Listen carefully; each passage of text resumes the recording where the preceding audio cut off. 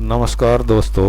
आज की वीडियो में आप देखेंगे ऑटोमेटिक स्टार डेल्टा स्टार्टर की कंट्रोल और मेन वायरिंग कैसे की जाती है। तो इससे पहले भी मैंने आपको डायरेक्ट ऑनलाइन स्टार्टर की वायरिंग के बारे में बताया था। तो आज मैं आपको ऑटोमेटिक स्टार डेल्टा स्टार्टर की वायरिंग के बारे में विस्तार से बताऊंगा और इस तरह बताऊंगा कि आप आसानी से समझ सको और कर सको। तो दोस्तों शुरू करते हैं। आज का टॉपिक है automatic star delta starter wiring diagram. तो सबसे पहले इसमें अपने को सामान क्या क्या चाहिएगा वो देख लेते हैं, उसके बाद इसकी वायरिंग के बारे में बताऊंगा। तो फर्स्ट ऑफ ऑल एक एमसीबी चाहिएगी 4 पोल की, ये एमसीबी होगी। सेकंड एक कंट्रोल के लिए सिंगल पोल की एमसीबी चाहिएगी। एक स्टार डेल्टा टाइमर चाहिएगा जो इसको ऑटोमेटिक स्टार और डेल्टा में कन्वर्ट करेगा। इसके बाद अपने को 3 कॉन्टेक्टर चाहिएंगे। उसमें एक ये हो गया स्टार कॉन्टेक्टर, इसमें अपने को 2 ऑक्सिलरी कॉन्टेक्ट चाहिएंगे, एक एनओ एक एनसी, ये एनसी। अब अपने को एक कॉन्टेक्टर डेल्टा का चाहिए, इसमें एक ऑक्सिलरी कॉन्टेक्टर चाहिए एनसी। फिर एक ये मेन कॉन्टेक्टर चाहिए, इसमें 2 ऑक्सिलरी कॉन्टेक्टर चाहिए एनओ, ये अपन ने एनओ कॉन्टेक्ट हो गए दोनों। फिर हमें एक ओवरलोड रिले भी इसमें लगानी चाहिए जिससे मोटर जलने से बचाती है। ये मोटर को ओवरलोड होने से स्टार्टर को ट्रिप कर देती है और जिससे अपनी मोटर जलने से बच जाती है। फिर उसके बाद अपने को 2 पुश बटन की ज़रूरत होती है, स्टार्ट और स्टॉप। एक इसमें एक इंडिकेटर भी हम ऐड कर सकते हैं जिससे मोटर चलने पे वो इंडिकेटर जले और हमें पता लगता रहे कि मोटर चल रही है। तो ये सब सामान की इसमें ज़रूरत पड़ेगी। और फिर एक मोटर भी रख लेते हैं जिससे हमें पूरी वायरिंग समझने में आसानी रहे।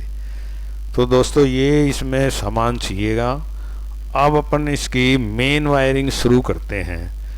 तो सबसे पहले मेन एमसीबी के इनपुट में चारों वायरें जोड़ लेते हैं, आर वाई बी और न्यूट्रल। तो ये इनकमिंग जुड़ गई इसकी। अब मेन एमसीबी की आउटपुट से अपन डेल्टा और मेन कॉन्टेक्टर को पैरेलल में सप्लाई दे देंगे इस तरह आर वाई बी। और फिर न्यूट्रल को भी जोड़ देंगे जहाँ चीज़ की ज़रूरत है, मतलब एक इंडिकेटर में, अपने एक टाइमर में, और स्टार के कॉन्टेक्टर की कॉइल में, डेल्टा के कॉन्टेक्टर की कॉइल में और मेन के कॉन्टेक्टर की कॉइल में। तो इस तरह अपनी न्यूट्रल की वायरिंग पूरी होगी। अब अपन इसके कॉन्टेक्टरों की आउटपुट की वायरिंग करते हैं। तो मेन कॉन्टेक्टर की वायर निकाल के अपन ओवरलोड रिले में कनेक्ट करेंगे। ये तीनों कनेक्ट कर दी इस तरह। उसके बाद हम ओवरलोड की आउटपुट से मोटर में कनेक्ट करेंगे आर वाई बी।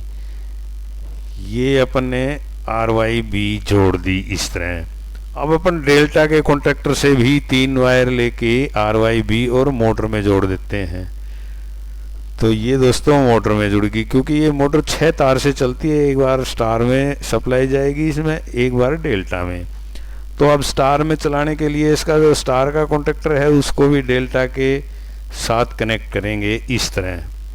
ये अपन ने कनेक्ट कर दिया। अब इसमें स्टार कॉन्ट्रैक्टर के 3 टर्मिनल एक साइड के बच गए, उनको तीनों को हम शॉर्ट कर देंगे आपस में।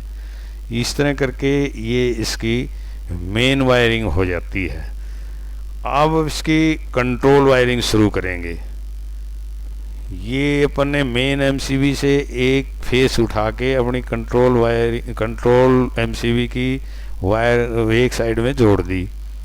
अब इसकी कंट्रोल एमसीबी के दूसरी साइड से लेके वायर अपन ने ओवरलोड के रेड कॉन्टैक्ट में जोड़ दी।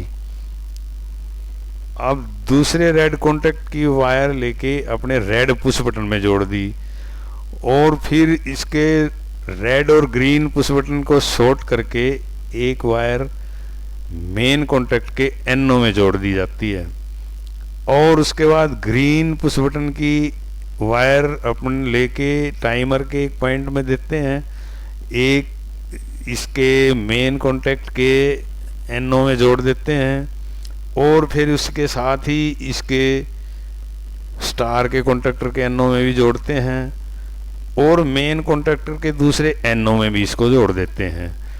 अब इसके बाद इसमें स्टार और मेन कॉन्टैक्टर के एनओ कॉन्टैक्ट को आपस में जोड़ के और इसी के पैरेलल से एक वायर मेन कॉन्टैक्टर की कॉइल में जोड़ दी जाती है। उसके बाद अपना टाइमर का काम आ जाता है। तो टाइमर एक तरह से एक टू वे स्विच होता है जो कुछ टाइम के बाद एक कॉन्टैक्ट को छोड़ के दूसरे कॉन्टैक्ट के साथ संपर्क करता है। तो इस तरह करके एक पॉइंट को अपन लेके इसमें से और डेल्टा के कॉन्टैक्टर की एनसी पॉइंट में जोड़ देंगे और डेल्टा कॉन्टैक्टर के एनसी से दूसरे पॉइंट से स्टार के कॉन्टैक्टर की कॉइल को सप्लाई दे देंगे। अब रही टाइमर की दूसरे पॉइंट की बात, दूसरा पॉइंट लेके अपन स्टार के कॉन्टैक्टर के एनसी में जोड़ देंगे और एनसी के दूसरे पॉइंट से लेके डेल्टा के कॉन्टैक्टर की कॉइल में जोड़ देंगे इसको। तो इस तरह ये दोनों कॉन्टैक्टर इंटरलॉक करने होते हैं आपस में, क्योंकि एक दूसरे के एनसी से इसकी कॉइल को सप्लाई दी जाती है। वो उसका पर्पज ये है कि भाई ये दोनों कॉन्टैक्टर एक साथ ना लगें जिससे अपन फॉल्ट होने से बच जाए, नहीं तो ये अगर ये दोनों एक साथ लग गए तो कॉन्टैक्टर में फॉल्ट हो सकता है। तो उसके बाद एक वायर अपनी इंडिकेटर के लिए भी जोड़ देते हैं जो कि ग्रीन पुश बटन से लेके और इंडिकेटर में। तो ये दोस्तों अपनी मेन की और इसकी कंट्रोल की वायरिंग कंप्लीट होगी। इसी तरह अपन इसके ग्रीन पुश बटन को जब ऑन करेंगे तो शुरू में अपना टाइमर के थ्रू स्टार का कॉन्टैक्टर ऑन होगा। स्टार का कॉन्टैक्टर ऑन होने के बाद अपना डेल्टा इसका मेन कॉन्टैक्टर ऑन हो जाएगा। मेन कॉन्टैक्टर जैसे ही ऑन होगा तो ये पुश बटन के जो बीच वाली शॉर्ट हुई वायर है वो इसको होल्ड रखेगी। होल्ड रखने पे फिर टाइमर को जो सप्लाई है उसमें आपने जो टाइम सेट कर रखा है वो टाइम के हिसाब से अपनी सप्लाई काट के स्टार के कॉन्टैक्टर को ऑफ कर देगा और डेल्टा के कॉन्टैक्टर को ऑन कर देगा। इसी तरह अपनी फिर मोटर डेल्टा में चलेगी। तो दोस्तों ये है अपने ऑटोमेटिक स्टार डेल्टा की कंट्रोल और मेन वायरिंग। तो मैं समझता हूँ कि आपको समझ में आया होगा काफ़ी, और उसके बावजूद भी अगर इसमें कोई आपके समझ में नहीं आता है तो आप मेरे को मेल करके पूछ सकते हैं, कमेंट्स करके पूछ सकते हैं। मेरा मेल आईडी और व्हाट्सएप नंबर डिस्क्रिप्शन में मिल जाएगा। तो दोस्तों ये वीडियो कैसी लगी आपको, तो इसको ज़्यादा से ज़्यादा शेयर करें ताकि लोग भी इसका फ़ायदा उठा सकें और मेरे को भी वीडियो बनाने की प्रेरणा मिलती रहे। धन्यवाद।